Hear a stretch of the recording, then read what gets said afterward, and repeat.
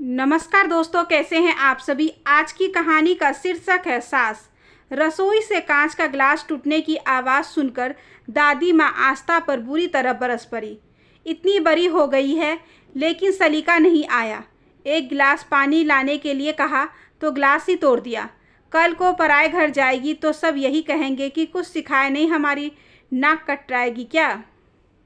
दादी माँ, जानबूझकर तो तोड़ा नहीं है, गलती से टूट गया है, आस्था ने सफाई देते हुए कहा। अच्छा, तो एक गिलास तोड़ दिया, ऊपर से जुबान लड़ा रही है।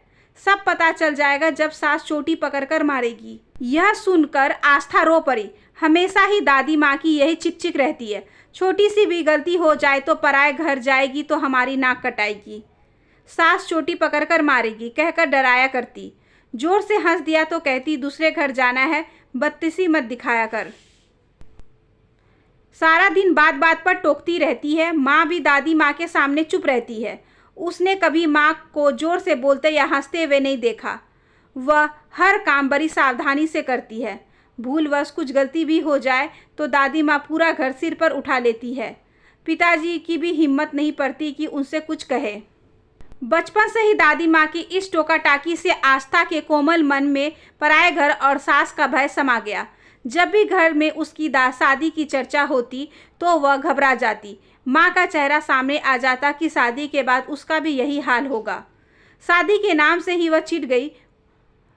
एक दिन उसे लड़के वाले देखने आए और पसंद भी कर लिया। फिर शीघ्र ही विवाह भी हो गया। सास और पराए घर का भय अब उसे और सताने लगा। विदा होकर जब कार में बैठी तो घबराहट की वजह से उसका बुरा हाल था। द्वार की रस्म के समय भी वह बुरी तरह कांप रही थी।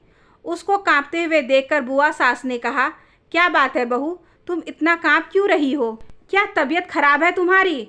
अरे बुआ, आप समझती नहीं हो, हमारी भाभी जी को 104 डिग्री प्यार का बुखार चढ़ गया है, इसी वजह से कपकपा रही है। पीछे खड़े देवर अमन ने जब यह बात कही तो सब हंस पड़े, लेकिन आस्था को हंसी नहीं आई। सभी रस्में पूरी हो जाने के बाद उसे उसके कमरे में भेज दिया गया। थोड़ी देर बाद उसके पति अनुज भी कमरे में आ गए, लेकिन वह उनसे भी कुछ नहीं बोली। उसे गुमसुम देखकर अनुज ने उसे बाहों में भरकर कहा, तुम इतनी चुप क्यों हो, कुछ बोलती क्यों नहीं? लेकिन वह तो बुरी तरह डर रही थी। उसकी आवाज़ या हंसी कमरे से बाहर चली गई तो क्या होगा, सब लोग क्या कहेंगे। वह पूरी रात ठीक से सो भी नहीं पाई। उसे सुबह की चिंता थी कि कहीं देर से आंख खुली तो उसकी दादी माँ की तरह सास भी उसको डांट न लगे। यही सब सोचते सोचते पता नहीं कब उसकी आंख लग गई। सुबह जब वह हड़बड़ा कर उठी और सामने घड़ी पर नज़र डाली तो सुबह के 8 बज रहे थे। अनुज उठ चुके थे। मारे डर के उसके आंसू निकल पड़े। तभी दरवाजे पर दस्तक देते हुए उसकी ननद अनु की आवाज़ आई, भाभी जी, अगर नींद पूरी हो गई हो तो कृपया उठने का कष्ट करें, सब लोग आपके हाथ की चाय पीना चाहते हैं।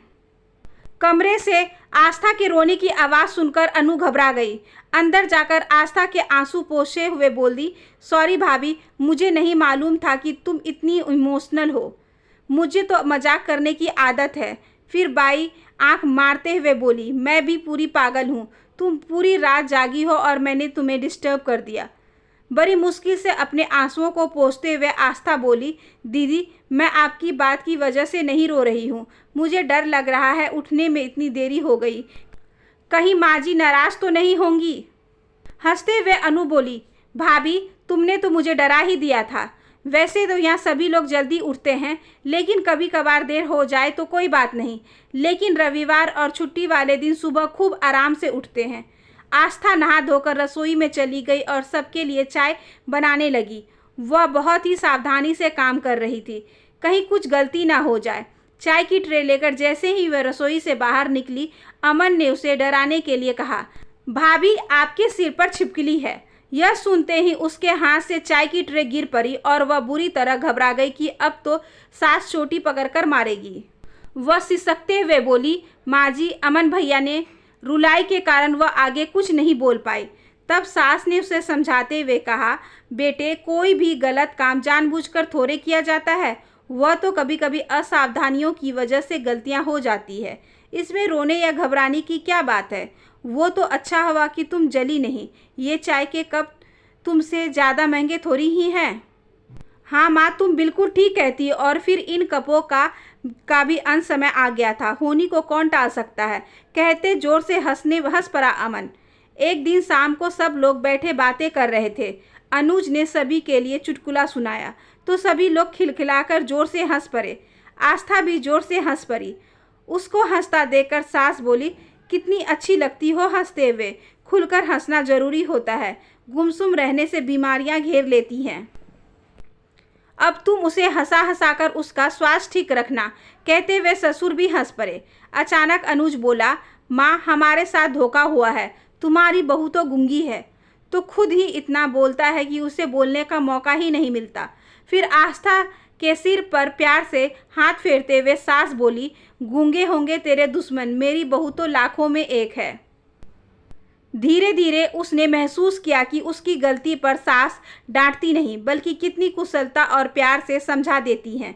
उसके अच्छे कामों की कितनी खुले दिल से प्रशंसा करती हैं। भूलवश कुछ गलती हो भी जाए तो कभी कभी ऐसा भी होता है कहकर हंसा देती हैं और फिर बाद में प्यार से समझा भी देती हैं। धीरे धीरे आस्था की दिल में पराए घर और सास नाम का भय पूरी तरह खत्म हो गया। थोड़े दिन बाद आस्था अपने पिताजी के साथ मायके आ गई।